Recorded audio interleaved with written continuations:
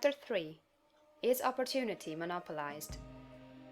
No man is kept poor because opportunity has been taken away from him, because other people have monopolized the wealth and have put a fence around it.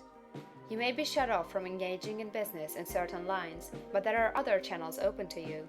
Probably it would be hard for you to get control of any of the great railroad systems. That field is pretty well monopolized.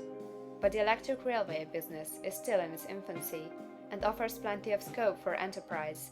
And it will be but a few years until traffic and transportation through the air will become a great industry, and in all its branches will give employment to hundreds of thousands and perhaps to millions of people. Why not turn your attention to the development of aerial transportation, instead of competing with J.J. Hill and others for a chance in the steam railway world? It is quite true that if you are a workman in the employ of the Steel Trust, you have very little chance of becoming the owner of the plant in which you work. But it is also true that if you will commence the act in a certain way, you can soon leave the employ of the Steel Trust. You can buy a farm of from 10 to 40 acres and engage in business as a producer of foodstuffs.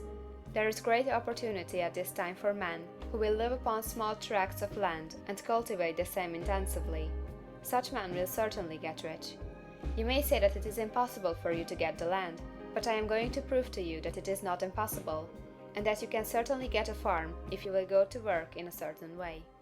At different periods, the tide of opportunity sets in different directions, according to the needs of the whole, and the particular stage of social evolution which has been reached. At present, in America, it is setting toward agriculture and the allied industries and professions. Today, opportunity is open before the factory worker in his line. It is open before the businessman who supplies the farmer more than before the one who supplies the factory worker, and before the professional man who waits upon the farmer more than before the one who serves the working class. There is abundance of opportunity for the man who will go with the tide, instead of trying to swim against it. So the factory workers, either as individuals or as a class, are not deprived of opportunity. The workers are not being kept down by their masters. They are not being ground by the trusts and combinations of capital. As a class, they are where they are because they do not do things in a certain way. If the workers of America chose to do so, they could follow the example of their brothers in Belgium and other countries, and establish great department stores and cooperative industries. They could elect men of their own class to office, and pass laws favoring the development of such cooperative industries, and in a few years they could take peaceable possession of the industrial field. The working class may become the master class whenever they will begin to do things in a certain way. The law of wealth is the same for them as it is for all others. This they must learn, and they will remain where they are as long as they continue to do as they do. The individual worker, however, is not held down by the ignorance or the mental slothfulness of his class. He can follow the tide of opportunity to riches, and this book will tell them how. No one is kept in poverty by a shortness in the supply of riches. There is more than enough for all.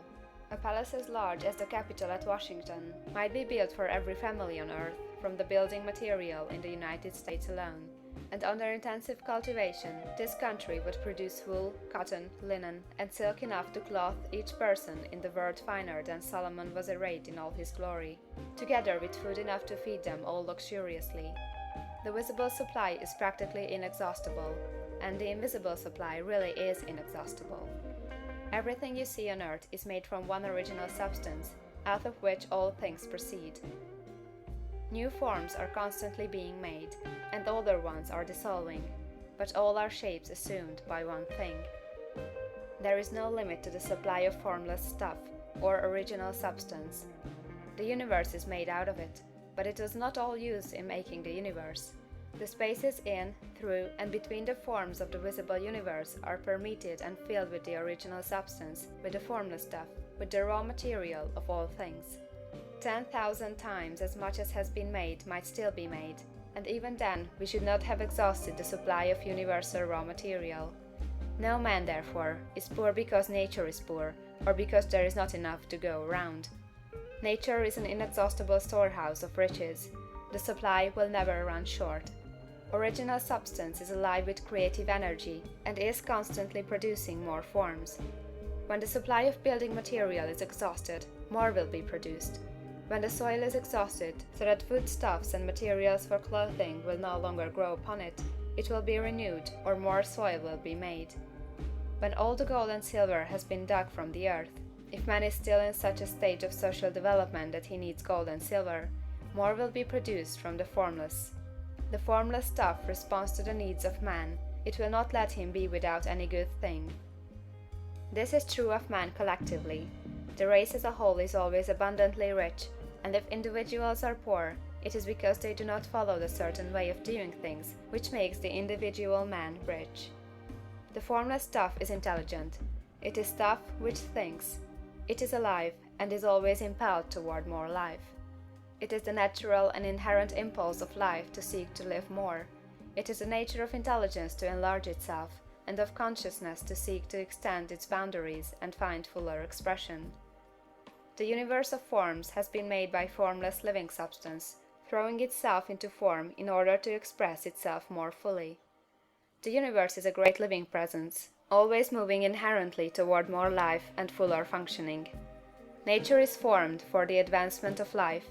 Its impelling motive is the increase of life. For this cause, everything which can possibly minister to life is bountifully provided. There can be no lack unless God is to contradict himself and nullify his own works. You are not kept poor by lack in the supply of riches. It is a fact that I shall demonstrate a little farther on, that even the resources of the formless supply are at the command of the man or woman who will act and think in a certain way.